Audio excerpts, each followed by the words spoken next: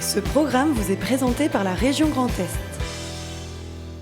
24 heures en Alsace vous est présenté par le Crédit Mutuel. Une banque qui appartient à ses clients, ça change tout.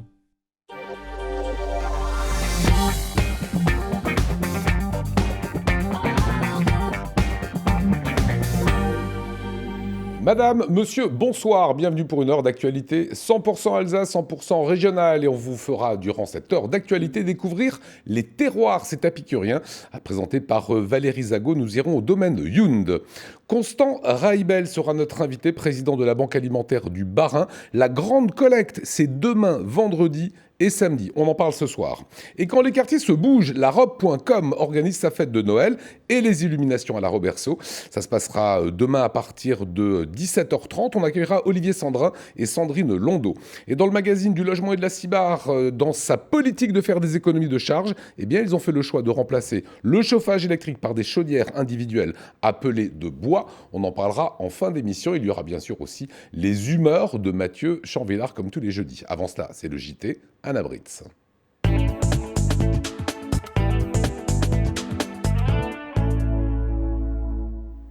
Bonsoir à tous et à la une de ce JT. Après plus de 2 ans de travaux, Rolantica, le nouveau projet d'Europa Park, a ouvert ses portes aujourd'hui. C'est ni plus ni moins que le plus gros investissement de l'histoire du parc, mais aussi de la région du Bade-Wurtemberg ces dernières années. Autre ouverture, celle d'un musée consacré au chocolat, et cela se passe à Colmar. Et puis, difficile d'échapper ces derniers jours aux publicités annonçant le Black Friday de demain, mais plusieurs collectifs haussent la voix pour dénoncer le matraquage publicitaire.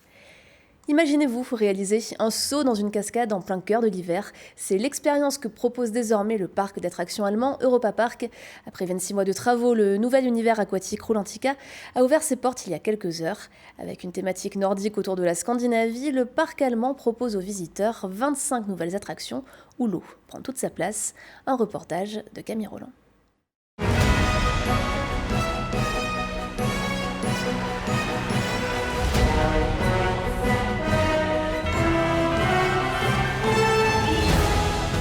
Il fait plus de 32 degrés et le taux d'humidité avoisine les 60%. Pourtant, nous ne sommes pas sous les tropiques, mais bien dans le nouvel univers aquatique d'Europa Park à Rust en Allemagne. Après 26 mois de travaux, la famille Mack, fondatrice du parc, a inauguré aujourd'hui Rolantica, une structure en forme de coquillage géant qui pourra accueillir jusqu'à 5000 visiteurs par jour. C'est un concept dans l'histoire familiale de la famille Mack parce qu'on travaille déjà de 240 ans. Et avec cette step, avec l'ouverture d'un aquapark qui va continuer l'idée de la destination, nous voulons que les gens peuvent faire plus que seulement une journée. Ils doivent rester dans le resort. On a à peu près 6000 lits. Il peut prendre un week-end, 2-3 jours, et il faut des attractions pour rester ici dans le resort de l'Europa Park. Ouvert toute l'année, le parc est un pari pour la famille Mack, qui a réalisé son plus gros investissement, 180 millions d'euros sans fonds publics. Un projet qui aura un impact sur le développement touristique et économique, en créant notamment 550 emplois. Le nouvel espace aquatique, qui s'étend sur 32 600 m², se veut aussi impressionnant par sa taille que par son univers, au style nordique, inspiré des légendes de la Scandinavie. Et c'est une pieuvre baptisée Snorri qui est devenue la mascotte du lieu. Je crois que le parc aquatique est très très fort thématisé. Je ne connais pas un autre parc aquatique qui est thématisé si fort avec un thème du Nord, avec une histoire, avec un roman qui est en arrière de cet investissement. À peine arrivés, les visiteurs ont le choix, tester la piscine géante ou se laisser porter sur une bouée par la rivière de détente. Et les plus téméraires se lanceront dans les toboggans de chute libre, des attractions qui peuvent atteindre une vitesse de 50 km/h sur une longueur de 110 mètres. Il y a des toboggans destinés à la famille, aux petits-enfants, dans un espace, dans un univers de trolls. Nous avons des attractions familiales et pour ceux qui le souhaitent, nous avons différents toboggans à sensations fortes. Ces toboggans, soit l'on pratique en glissant tout simplement, soit sur une bouée simple, une bouée double ou alors une bouée à 4. Nous avons également des rivières sauvages, une rivière sauvage qui se trouve en extérieur en partie Et nous avons une rivière de détente qu'on fait bien évidemment avec une bouée individuelle ou à deux, avec un parcours tout au long du parc aquatique Rulantica. Après ces sensations fortes, avec l'un des 17 toboggans, les visiteurs pourront déjeuner sur place ou faire du shopping dans l'une des 3 nouvelles boutiques pour renouveler leur équipement de bain. Et ceux qui ne voudraient pas quitter le bassin peuvent même en profiter verre à la main.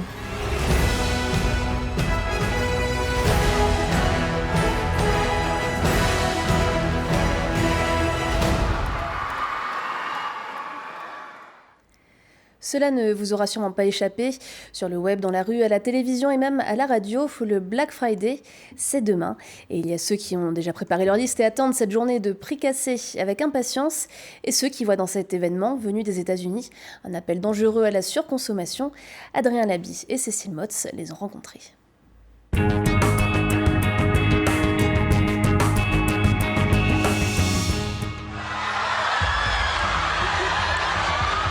Des scènes d'émeutes dans les magasins, c'est presque devenu une tradition aux États-Unis à l'occasion du Black Friday. Outre-Atlantique, le lendemain de Thanksgiving est un événement commercial à base de rabais agressifs, une pratique qui arrive en France depuis plusieurs années.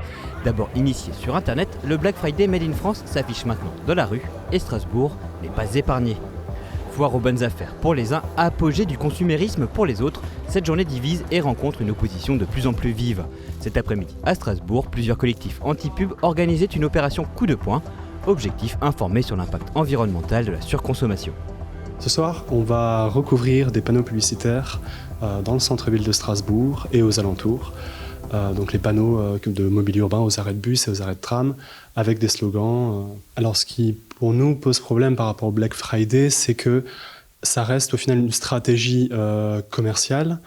C'est l'éloge d'un mode de vie où on va acheter un objet, on va acheter un bien de consommation avant même d'en avoir réellement besoin, ou parce qu'on se dit « Ah oui, tiens, pourquoi pas, je pourrais acheter cet ordinateur alors qu'en fait celui qu'on a déjà marche très bien, ou ce portable, ou je ne sais quoi. » Depuis 3 ans, une alternative s'organise, cela s'appelle le Green Friday. Initié par le réseau Envie en 2017, l'événement ne propose pas de promotion sur les produits, mais au contraire de prendre le temps de réfléchir aux conséquences de nos achats. Ici, on propose à la vente des appareils de seconde main reconditionnés. Alors il y a des initiatives qui sont prises un peu partout chez Envie, mais pas seulement chez Envie, puisqu'on a élargi cette dynamique à près de 400 associations actuellement, contre, je crois, 180 l'année dernière. Donc il y a un véritable engouement autour de cette dynamique. Et du coup, en fonction des sites, il y a différents ateliers qui sont mis en place, soit des ateliers Repair Café, soit des animations sur des diagnostics offerts pour sensibiliser les gens à la réparation et au réemploi. Au niveau du magasin, on sent une vraie évolution de notre clientèle. On a de plus en plus de gens qui viennent acheter chez nous en étant conscients du choix éthique qu'ils font, parce qu'ils ont conscience que derrière cet achat, il y a un impact environnemental sur le réemploi, mais il y a aussi un impact social sur l'insertion. Le sujet fait débat jusqu'au plus haut niveau de l'État. Elisabeth Borne, la ministre de la Transition écologique, appelle les Français à être vigilants face aux conséquences environnementales du Black Friday. Le Parlement pourrait par ailleurs bien interdire la publicité liée au Vendredi Noir dans le cadre de la loi anti-gaspillage. Depuis quand déguste-t-on le chocolat? Comment est-il préparé? Quels sont ses bienfaits pour le corps? Autant de questions auxquelles le visiteur pourra trouver réponse dans le tout nouveau musée du chocolat à Colmar. Chocostory a ouvert ses portes vendredi dernier. Marine Sis vous y emmène. Il faut se rendre place de la cathédrale à Colmar pour découvrir les 17 salles du musée. Entre forêts de cocotiers, temples aztèques et cales de bateaux, ce sont 5000 ans d'histoire du chocolat qui sont retracés dans ce Chocostory. C'est une visite qui se fait avec un audio-guide qui est scénarisé avec 6 acteurs. Et vous avez également des parties interactives, des salles immersives. Vous avez des sections explicatives où on voit l'intérieur des machines, ce qu'on n'a pas l'opportunité de voir à d'autres moments. On va pouvoir déguster aussi, avoir des expériences olfactives. On va pouvoir découvrir des sculptures en chocolat, donc des grosses sculptures également. Et tout ça est mis en scène de façon ludique, pédagogique, didactique. Le but étant de passer un bon moment et d'être acteur aussi de sa visite.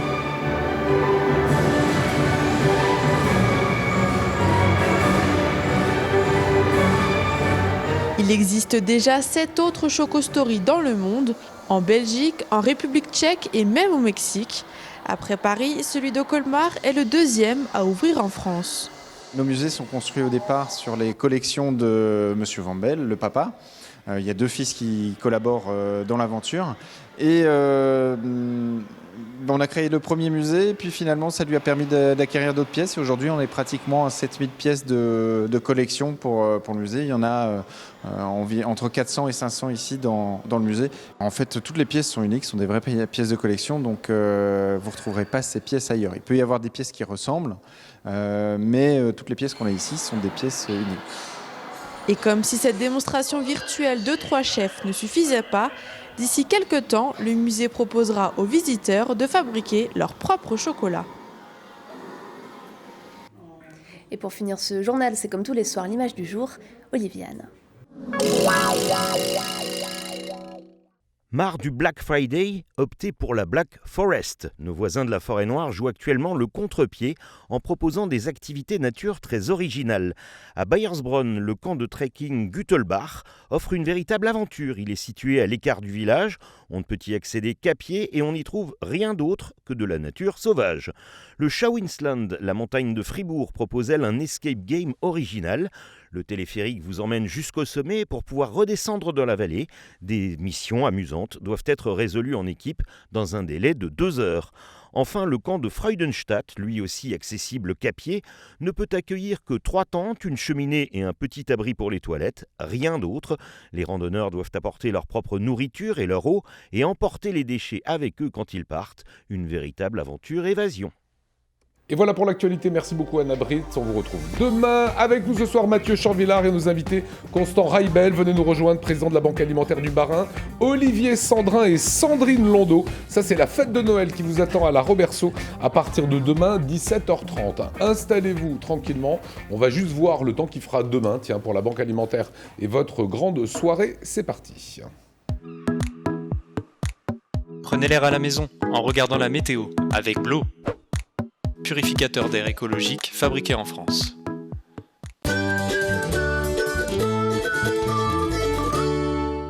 Bonjour à tous, c'est une journée de vendredi pluvieuse et ça commence dès votre réveil absolument partout en Alsace ainsi qu'aux frontières rhénanes. Les températures en ce vendredi matin, il fera 7 degrés dans le col de Saverne, 8 degrés sur le reste du territoire alsacien, on retrouve ces 8 degrés du côté de Karlsruhe, 7 degrés ce sera pour Kehl, Fribourg ainsi qu'à Bâle. L'après-midi, pas de changement, toujours beaucoup de pluie, quelques petites éclaircies entre les gouttes et les valeurs dans l'après-midi, la maximale sera de 11 degrés du côté de Colmar ou Bâle, 9 degrés dans le col de Saverne ainsi que chez nos voisins de la région du Bade-Wurtemberg et 10 degrés partout ailleurs en Alsace. Votre journée de samedi, elle est nettement meilleure puisque le soleil sera présent et les valeurs, regardez, il fera entre 6 et 7 degrés dans votre après-midi.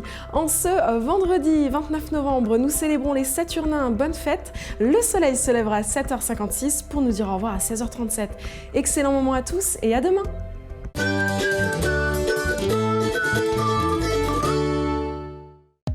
Votre météo vous a été présenté par Blo. Purificateur d'air intérieur, simple, efficace et économique. Et c'est Constant Raibel, notre invité de la rédaction ce soir, président de la Banque Alimentaire du Bas-Rhin. Comment allez-vous ? Très bien. Soyez le bienvenu. On va découvrir ces chiffres tout d'abord qui concernent la Banque Alimentaire. Je rappelle que c'est demain la grande collecte et la générosité des gens permettra de venir en aide aux personnes en situation de pauvreté en ce début d'hiver. Alors regardez bien, chiffres nationaux évidemment. 23 millions de repas qui ont été distribués, 11 tonnes 500 de denrées collectées. Ça, Constant Raibel, c'est pour le national, on va Absolument. dire. Sur le Bas-Rhin, qu'est-ce que vous attendez demain ? Alors demain et après-demain d'ailleurs, Bien sûr. puisque la grande collecte est sur 2 jours. On sera présent dans 160 magasins. Et l'an dernier, en 2 jours, dans le Bas-Rhin, on avait récolté 340 tonnes de denrées alimentaires. Voilà, et ça augmente chaque année, puisque j'ai regardé mes chiffres il y a 2 ans, c'était 305 tonnes. Ça veut dire quoi ? Que les Alsaciens, les Bas-Rhinois sont de plus en plus généreux ? Les Bas-Rhinois sont généreux par nature même. Et ils sont toujours présents lorsqu'on a besoin d'eux. Et pour nous, c'est très important cette collecte, parce que 340 tonnes, ça représente à peu près 12% de tout ce qu'on gère dans l'année. Il faut savoir que globalement, en une année, il y a près de 2800 tonnes qui passent dans nos entrepôts, ce qui est un chiffre tout à fait gigantesque. Le reste du temps, c'est des denrées qui viennent d'où ? Alors, il y a à peu près la moitié qui viennent de la grande distribution, aussi bien les magasins que les plateformes logistiques. Il faut savoir que chaque matin, on a 9 camions qui partent de nos entrepôts pour visiter les magasins, pour récolter les denrées, les ramener à l'entrepôt. Des invendus, des dates trop courtes Des dates à J-2, J-3, sachant qu'on respecte évidemment les dates limites. On les trie et l'après-midi, ça repart vers nos 100 associations, épiceries sociales et centres communaux d'action sociaux partenaires. Voilà, ils sont partenaires à la robe, Olivier Sandrin, les supermarchés. Je suppose, oui. J'ai déjà vu dans certains centres commerciaux, je crois que ça se pratique chez nous. Voilà, donc oui, parce qu'on a à peu près 60 magasins qu'on va voir, pas tous les jours, mais chaque semaine, une fois ou plusieurs fois. Alors moi, je vous dis qu'ils y sont, parce que je les ai vus. Et les 60 magasins sont répartis assez équitablement sur le département Paris. Voilà, et on va donner même les bons conseils. En allant dans un supermarché faire mes courses, je suis tombé sur une dame qui m'a dit, voilà, nous on préférait ces denrées-là plutôt que d'autres. Alors, briefez-nous un petit peu. Voilà. C'est quoi ce que vous préconisez? Voilà. Donc, de toute façon, rentrons dans le magasin. Donnez-moi ça, oui. On va le montrer. Voilà. Mon Romain, si tu veux faire un petit zoom, c'est le moment. Donc, les clients qui rentrent dans le magasin reçoivent ce flyer sur lequel sont bien précisés les produits que l'on cherche en priorité. Pourquoi en priorité? Parce que ce sont des produits qu'on n'a pas l'occasion d'avoir en grande masse tout au long de l'année. Alors c'est quoi par exemple? C'est par exemple les conserves de viande et de poisson, ça peut être le sucre, ça peut être le café soluble, etc., etc. Et donc ces produits, c'est important parce que ça permet d'équilibrer sur un plan nutritionnel les produits qu'on donne aux plus défavorisés.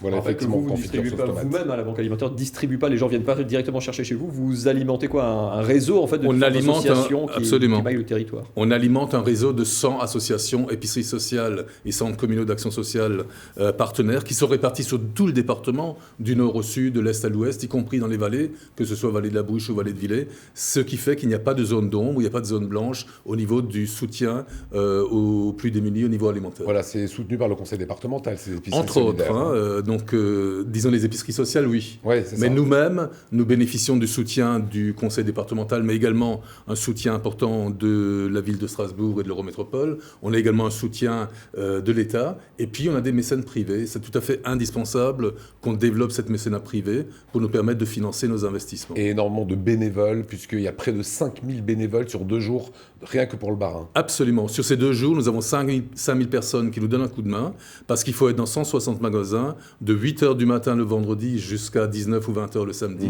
Donc ça fait à peu près 5000 personnes. Alors je ne dis pas qu'on arrive absolument aux 5000, mais l'objectif c'est 5000 et aujourd'hui on a quasiment fait le plein. Alors ce qu'il faut savoir, c'est que ces 340 tonnes reviennent de nos entrepôts et qu'il faut les trier après. C'est ça. J'allais dire, ce qui est dingue quand on voit les images, c'est que vous fonctionnez comme une entreprise en fait. Enfin, il y a des stocks énormes, il y a du flux, absolument. Il faut gérer, il faut faire le turnover, on gère ça. La rotation des camions, c'est une entreprise en fait, quasiment. C'est une association qui se doit de travailler d'une manière professionnelle. On le doit à ceux qui nous donnent des produits, mais on le doit également aux plus démunis qui reçoivent les produits.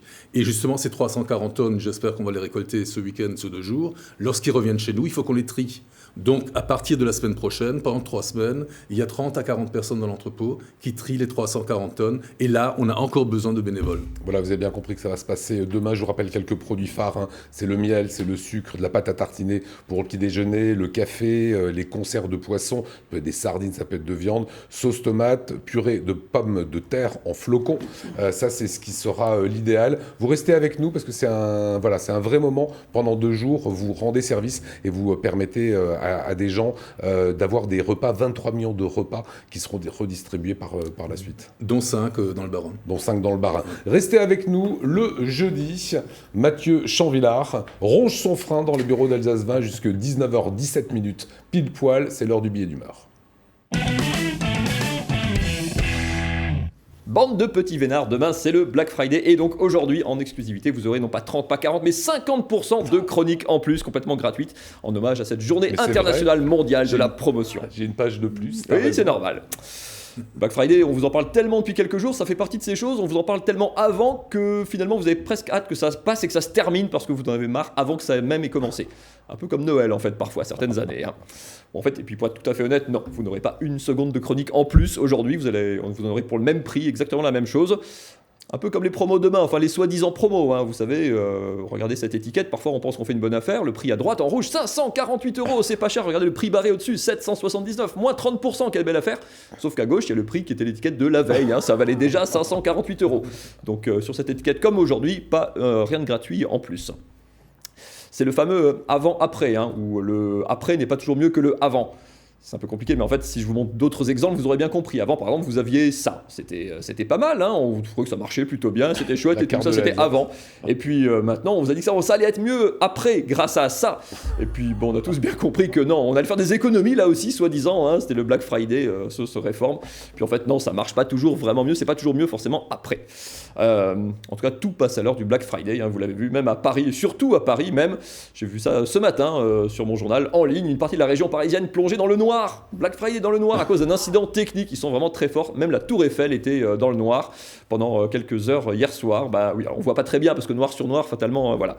Mais du coup, ce qui était très drôle, c'est qu'il y a une ironie totale dans cette histoire, puisque si on élargit un peu la capture d'écran du truc de ce matin, au-dessus de l'article sur Paris plongé dans le noir, on a une pub évidemment pour le Black Friday avec 25% d'économie promis sur, je sais pas, sur la facture d'électricité probablement.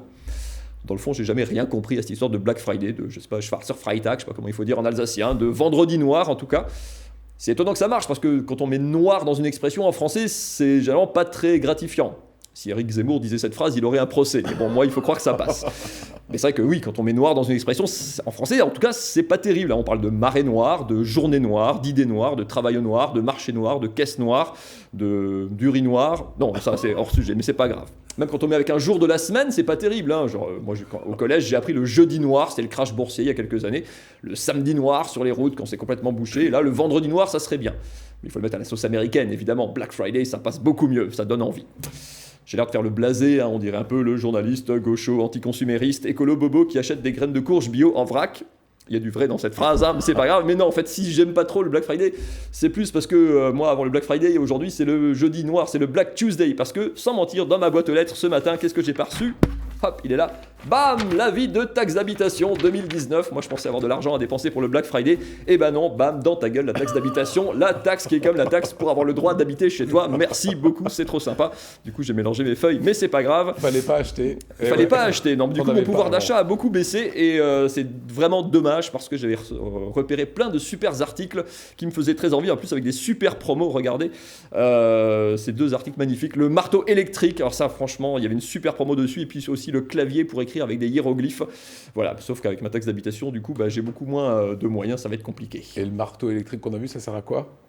Non mais on s'en fout que ça serve à quelque chose, c'est qu'il y a un super prix dessus, c'est ça qui est important Lionel dans le Black Friday. Ah, c'est ça qu'il fallait que je comprenne. Voilà. Merci beaucoup Mathieu, donc votre taxe d'habitation est arrivée. Tout à fait, je suis ravi. Voilà, bienvenue dans le monde des propriétaires, mon garçon. Voilà, à suivre, c'est Olivier Sandrin, Sandrine Londeau, c'est larobe.com. Comme quoi, il n'y a pas qu'au centre-ville des grandes villes, Mulhouse, Colmar, Strasbourg, qu'il y a la fête. La preuve, on en parlera dans un petit instant. Et Valérie Zago va nous rejoindre en images au domaine Youn. Ça sera pour les terroirs après ça.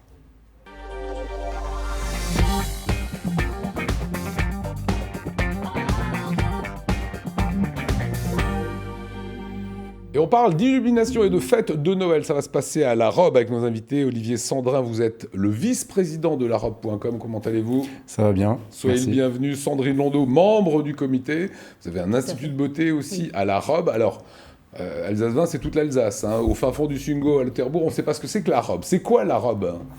La Roberto, c'est un des quartiers de Strasbourg, une petite entité proche du Conseil de l'Europe et de l'Orangerie. Voilà, ça c'est pour situer. Et larobe.com. Larobe.com, c'est l'association des commerçants, des artisans et des entrepreneurs de la Roberto. Donc ça fait 1 an maintenant qu'on existe.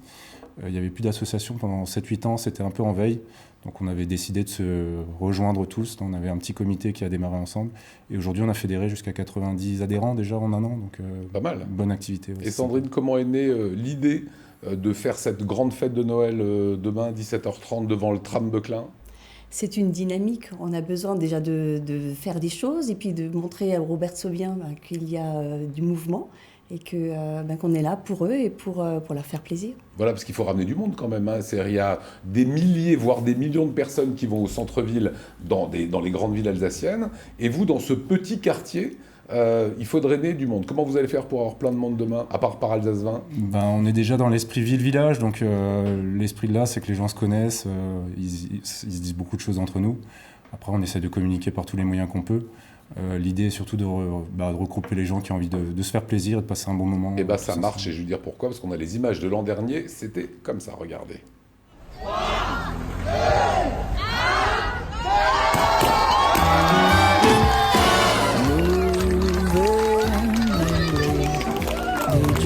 something from the chimney. I will keep you warm as soon as you remove that snow. Merci à vous. Bonne soirée. Et à très bientôt.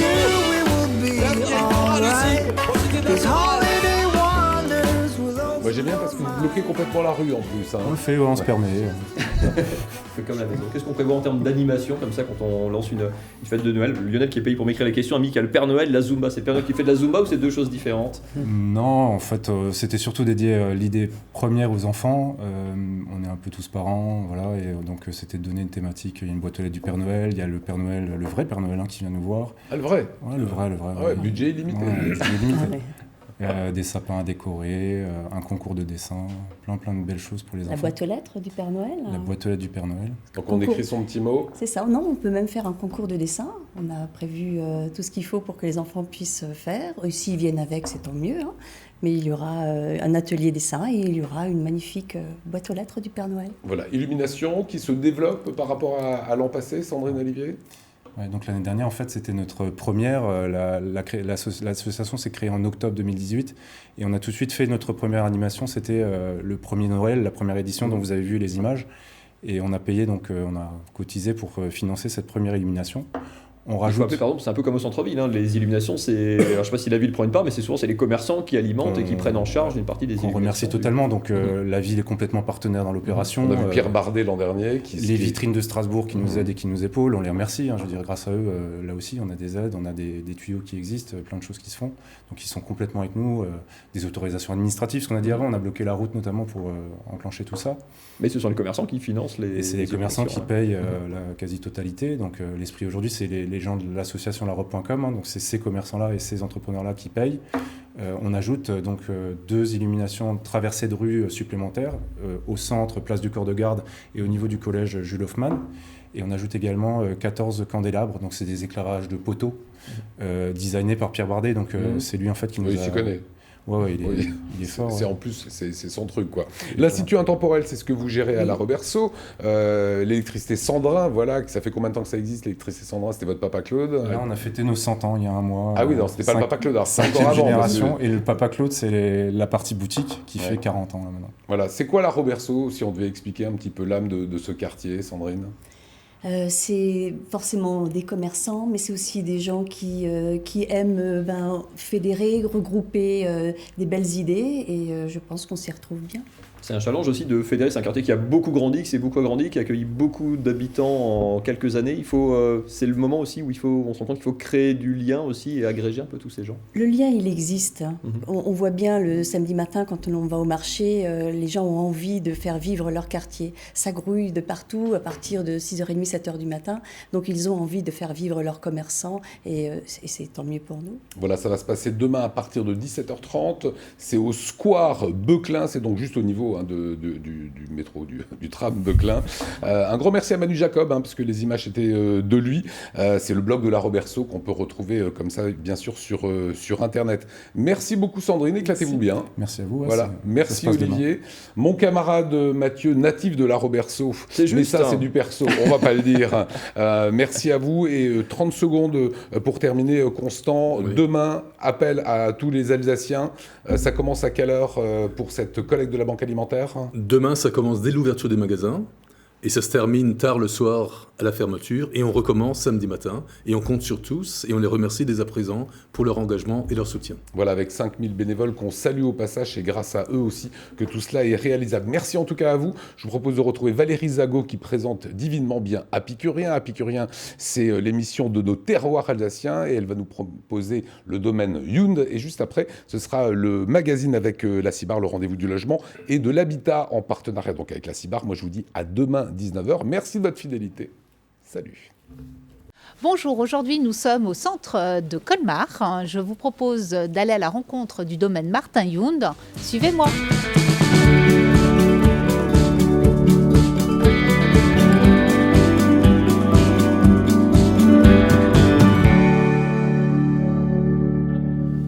Bonjour Sébastien. Bonjour Valérie, bienvenue. Merci de nous accueillir chez vous au domaine Yound. Avec plaisir. On va peut-être s'installer pour parler plus précisément du domaine. Je vous en prie.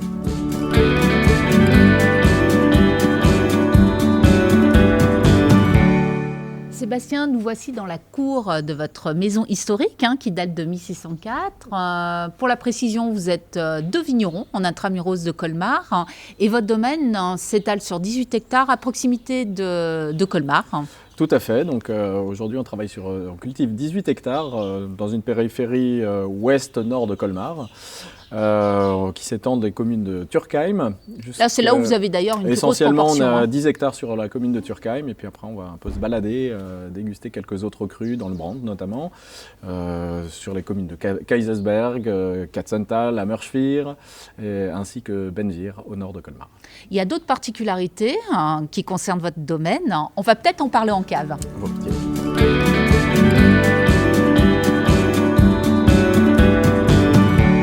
Alors Sébastien, nous voici en cave, mais je voudrais quand même revenir sur le domaine qui est certifié en agriculture biologique depuis 1997, donc ça ne date pas d'hier.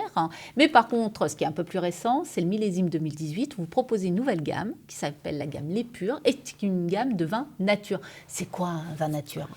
Alors aujourd'hui, pour parler des vins nature, c'est une notion qui n'est pas légiférée aujourd'hui. Donc, ce qui est très intéressant dans cette notion de vin, c'est de justement partager avec le producteur, comprendre dans quelle voie, dans quelle vue il a voulu vinifier ses vins. Donc aujourd'hui, c'est vrai qu'on peut trouver des vins nature avec des sulfites ajoutés, d'autres non. Là, dans votre cas, les purs, c'est sans sulfite ajouté. C'est sans sulfite ajouté, sans filtration, et dans un souci de rester toujours bien sûr en Alsace, toujours sur des vins représentatifs du caractère alsacien, de nos cépages sur lesquels on communique, et de ramener vraiment cette sensation, ce goût, cette image de raisin directement dans le verre. Et là, c'est une gamme de 3 vins. Tout à fait, on l'a décliné sur 3 cépages différents, donc le emblématique, le Pinot Blanc, les Riesling et un Pinot Noir. Et pourquoi ne pas avoir fait un Gewürztraminer, un Pinot Gris par exemple ? Les Gewürztraminer, les Pinot Gris sont plus doux en Alsace et du coup, il y a un petit peu plus de risque de refermentation en bouteille. On voulait un petit peu éviter tout ça. Peut-être dans l'avenir, il y en aura d'autres. Assurément. Donc, même cette année, on risque de travailler sur d'autres cépages. On travaille sur d'autres cépages, même tels que le Muscat ou d'autres sylvaner. En tout cas, moi, je suis très curieuse de goûter le Pinot Blanc de cette gamme Les Purs. Je vous propose d'aller le déguster. Volontiers.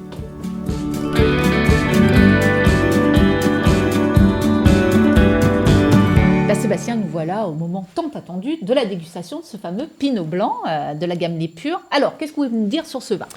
Alors, ce vin, déjà d'une couleur limpide, pour un vin non filtré. Oui, voilà, il faut le préciser. Et sur des notes aromatiques typiques du cépage. C'était vraiment la volonté. Oui, ça reste très croquant. Et très alsacien quelque part. On ne voulait pas dériver sur des vins trop sur l'oxydation.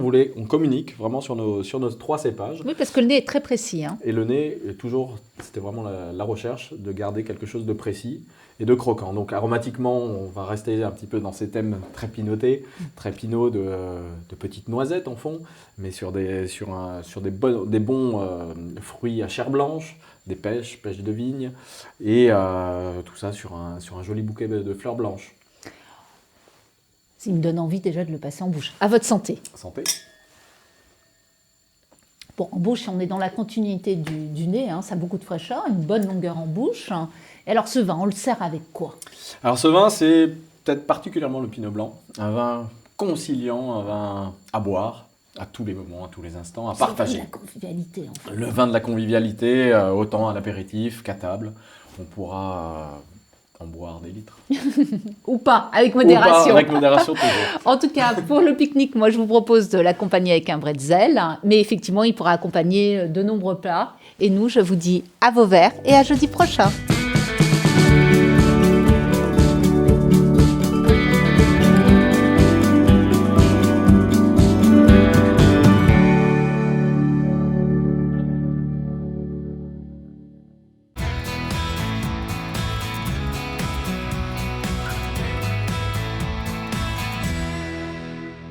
Bonjour à tous, bienvenue pour votre magazine Le Logement et l'Habitat en partenariat avec la CIBAR. Aujourd'hui nous sommes à Molsheim et nous allons parler réseau de chaleur, cette fois-ci pas collectif mais individuel. C'est Moussa Naït Chaban que vous avez déjà vu à Alsace 20 qui va nous en parler. Venez avec moi.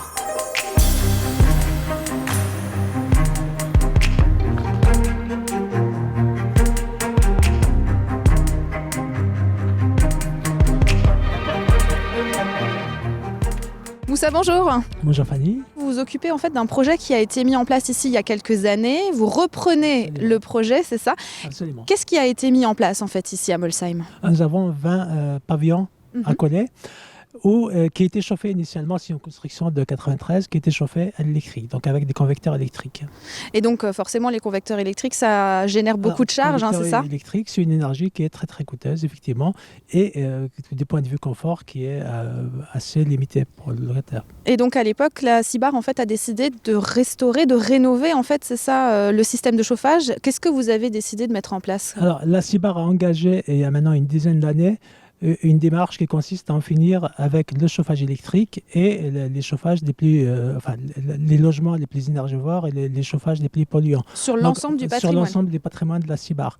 Et donc la première cible a été d'en finir avec le chauffage électrique et de passer autant que possible, quand les sites s'y prêtent, sur du chauffage à granulés de bois. Ce qui a été fait ici. Ce qui a été fait ici. En plus des prolongements, comme vous avez vu, les logements, les pavillons étaient équipés initialement de petits balcons. Donc on a aussi procédé à des travaux d'extension pour mettre en place des véritables terrasses avec des matériaux bois qui est beaucoup plus agréable et beaucoup plus chaleureux. D'accord. Alors au niveau du système de chauffage, vous avez donc décidé de mettre en place des nouvelles chaudières. Par contre, cette fois-ci, c'est pas une chaudière comme on l'a vu par exemple à la Méno ou à Schirmeck qui va se mettre en place un réseau de chauffage. C'est individualisé, c'est ça? Alors ici, clairement, on n'est pas en présence d'un réseau de chauffage, mais on est sur des pavillons. Donc l'objectif était de permettre aux gens de garder leur indépendance dans leur pavillon, d'avoir vraiment le sentiment d'être chez soi en toute indépendance et ne pas créer des équipements qui seraient communs entre les logements. Du coup, on a opté pour des chaudières individuelles pour chaque pavillon. Les locataires payent moins de charges par rapport à cette énergie maintenant en bois? Je dirais même beaucoup moins de charges qu'avant. D'accord. On peut avoir à peu près une approximation en termes de ce qu'ils payaient avant et de ce qu'ils payent maintenant, à peu près? Il y a des factures qui ont été divisées par 2 pour certains locataires. D'accord. Absolument. Alors on a entendu justement certains locataires nous dire que par exemple grâce à cette économie de charge, ils ont pu partir en vacances. On va écouter justement un locataire qui a bénéficié de ce projet-là. On l'écoute. Avec les températures qu'on a homogènes maintenant dans toute chambre, partout, c'est beaucoup plus agréable. Qu'avant, on peut chauffer, si maintenant demain on veut dire on veut 23 degrés, on met 23 degrés. Mais si on veut 20, on met 20. Point final, c'est plutôt positif pour nous. C'est simple, avant j'avais à peu près 2500 € d'électricité. Là j'en ai pour 1300, 1400 €. Et le chauffage en lui-même, à peu près 600 €.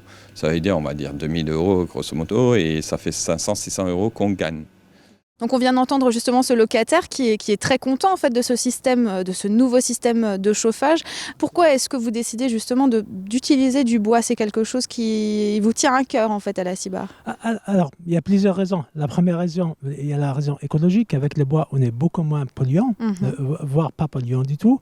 On est sur des approvisionnements en circuit court, donc indépendants de la conjoncture internationale, géopolitique internationale.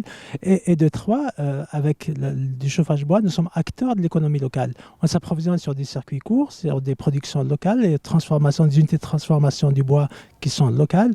On est vraiment acteurs à part entière de l'économie locale. Et ça fait partie aussi de nos missions, en plus de logement, de faire vivre l'économie locale, de participer activement à la vie économique locale. Et d'individualiser justement ce système de chauffage, il y a un intérêt de faire ça plutôt que de construire par exemple un chauffage collectif comme vous le faites régulièrement? Le locataire a le contrôle complet sur ses dépenses de chauffage. D'accord. Dans le sens où il a sa chaudière individuelle, c'est lui qui s'approvisionne en granulés. D'accord. Évidemment.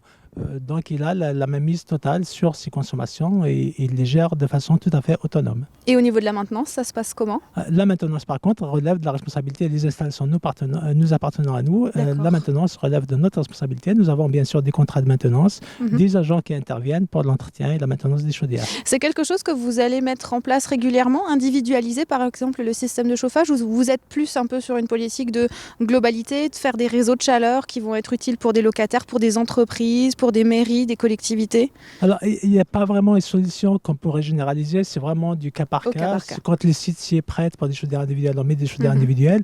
Cela étant, l'avenir est quand même dans la mutualisation des équipements et donc on ira de plus en plus vers des réseaux de chauffage, notamment dans les bâtiments collectifs. Quel est le retour sur expérience que vous pouvez avoir par exemple sur ce site-là, en dehors du fait qu'ils ont quasiment divisé par 2 leurs charges? Qu'est-ce que vous pouvez avoir comme bilan aujourd'hui? Très positif. Nous avons des locataires contents qui nous remercient, qui ont pu réduire de façon considérable leurs charges.